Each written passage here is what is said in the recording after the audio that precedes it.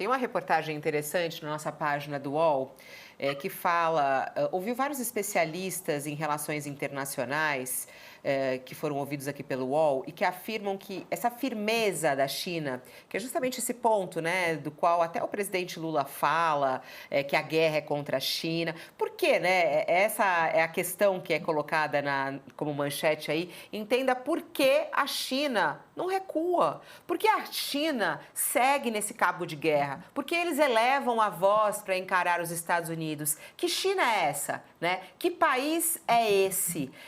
E isso é muito interessante de ser analisado, né? Os especialistas ouvidos nessa reportagem dizem que essa firmeza do governo de Xi Jinping está apoiado justamente, essa firmeza está apoiada na estrutura da economia chinesa, cada vez mais voltada para suprir toda a demanda interna sem necessidade de importações. Quer dizer, o foco no comércio interno. E, além disso, também, de toda essa parte tecnológica, essa parte educacional que o Sakamoto dizia agora há pouco. O plano do país é tornar a China, até 2050, uma economia avançada e de alta renda, com industrialização e maior formação escolar e profissional. Eles estão despejando no mercado profissionais extremamente qualificados nas profissões hoje que são mais exigidas no mundo, que são muito ligadas a toda essa questão relacionada à tecnologia, inteligência artificial e tudo isso com uma formação muito bem feita lá na base e não só a formação do ensino superior.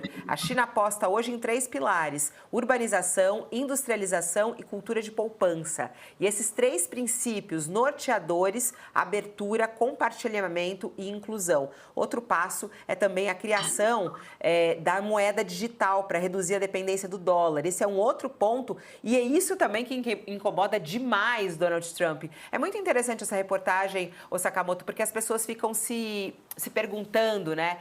Por que a China não recua? Por que a China não desiste? Por que a China está indo até o final? Não, eu acho que tem um ponto interessante nisso, e dá para acrescentar. Essa questão educacional acho que é muito clara. As pessoas falam, poxa, mas os Estados Unidos, com todas as suas universidades da Ivy League, Harvard, Stanford, MIT, todo mundo, na verdade, com produção de conhecimento. Só que a China está fazendo isso em grande escala há muito tempo. O sistema educacional norte-americano, você tem um sistema educacional de elite, mas a base educacional está cheia de problemas, né? É que nem a base da saúde, tá? Mas não conta não, tem gente aqui que reclama do SUS brasileiro e quando vai para os Estados Unidos descobre que a situação lá é pior. O ponto é que, na verdade, os Estados Unidos não está produzindo massa crítica, não está produzindo conhecimento suficiente neste momento para fazer frente ao conhecimento produzido pela China e as características, consequências disso. A própria discussão do DeepSeek, daquela inteligência artificial que está rivalizando com o ChatGPT, que foi construída, que não vou dizer se é melhor ou pior, né, mas que atende às demandas que o ChatGPT também atende e foi construída de uma forma mais barata. Exatamente por quê? Por causa de conhecimento, por conta de conhecimento aplicado. Então, sim, a China está se firmando nisso. A China, ela fala, e os especialistas e analistas colocam com relação ao mercado, só que o mercado interno ainda é bastante também um desejo da China. A China tem um mercado interno gigante, é o segundo país mais populoso do mundo. Não é o primeiro, não, o primeiro é a Índia. É o segundo país mais populoso do mundo. Porém, nos últimos tempos, por conta da crise imobiliária, por conta de outras crises de consumo interno, a confiança estava um pouco abalada, né, com relação dos consumidores, né? Existe uma aposta da China com relação aos seus consumidores e ela vai ter que fomentar o consumo tal qual, por exemplo, o presidente Lula fomentou lá naquela crise de 2008, comprem geladeiras, comprem isso, comprem aquilo.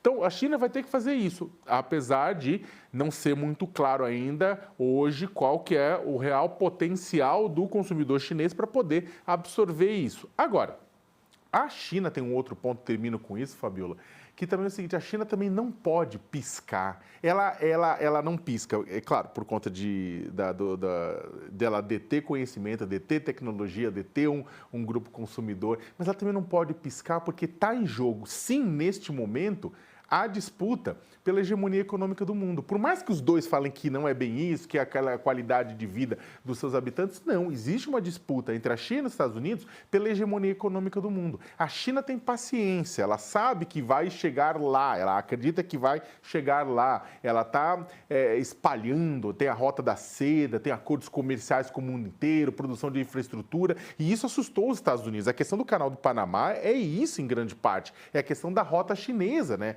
para escoamento dos produtos. Então, a China não quer frear a sua expansão econômica global. E os Estados Unidos querem frear a expansão econômica global da China. Ponto. Por isso que tem gente que fala que vivemos agora uma guerra fria econômica entre os dois países, né? Então, só que é uma guerra fria diferente, porque os dois países precisam muito um do outro.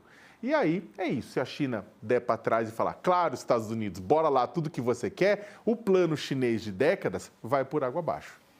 Estou de olho aqui no mercado financeiro de hoje. A gente já falou que as bolsas asiáticas fecharam em alta nessa manhã de quinta-feira.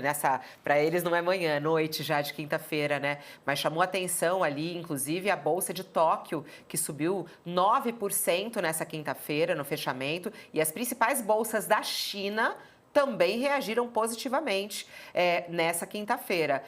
Além também das bolsas europeias também subindo. Estou de olho no mercado brasileiro agora. A gente tem, nesse momento... Está com o mercado aberto aí? O meu piscou. O mercado brasileiro está... Bovespa caindo 0,95. 0,95. E o dólar subindo 0,63%, cotado a R$ 5,88.